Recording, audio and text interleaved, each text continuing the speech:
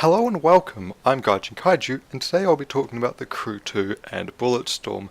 I guess I'll start with Crew 2, a racing game that covers the entire US and offers a slightly more realistic driving experience than any other racer I've played. What's not to enjoy, right? Well, driving across the US at high speed sounds great, but once you leave one of the cities, the wood becomes a lot more sparse and a lot more boring. Straight roads with either minimal scenery or just straight fields of nothing, and very little traffic to weave around gets very boring very quickly. The cities fare slightly better though, with more traffic, buildings, and just overall scenery, even if the buildings do look like cardboard cutouts.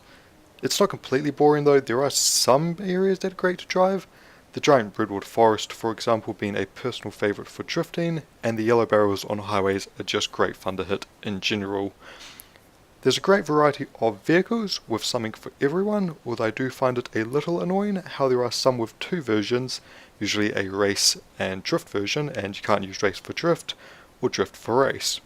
It does have some pretty in-depth customization, so you can really personalise your cars, much like how most of mine are covered in anime chicks, and really tweak how your car handles, like the brakes, the suspension, the engine, that kind of stuff.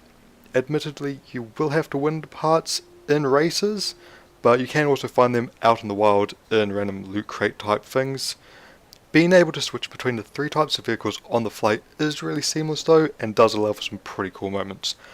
Overall, despite my issues with it, I do enjoy it for short periods of time at least, and it's nice to play something other than Burnout Paradise. And now for something completely different, Bulletstorm, or more precisely, Bulletstorm Full Clip Edition. Bulletstorm was easily one of my favourite games of the last gen, so naturally I was going to be picking up the remastered version. Graphically, the game looks a lot nicer, and aside from a yellowish filter that's been applied to desert sections, it's much prettier overall. Though not that I'm playing this for looks, I'm playing this for the guns. You've got a basic rifle and pistol, sniper rifle that fires in a slow mode bullet time, letting you pull off some really neat trick shots, quad-barreled shotgun, bouncer which fires bouncing cannonballs, flail gun which fires grenades attached to a chain, and the penetrator which fires a rocket-propelled drill.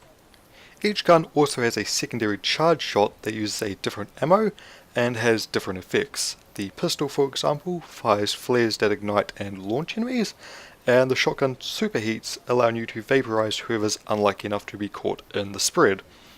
I like the skill shot system. I think it's a great way to encourage trying different tactics with more creative kills rewarding more points. The main difference between this and the original are the inclusion of Ultimate Echoes and Overkill mode.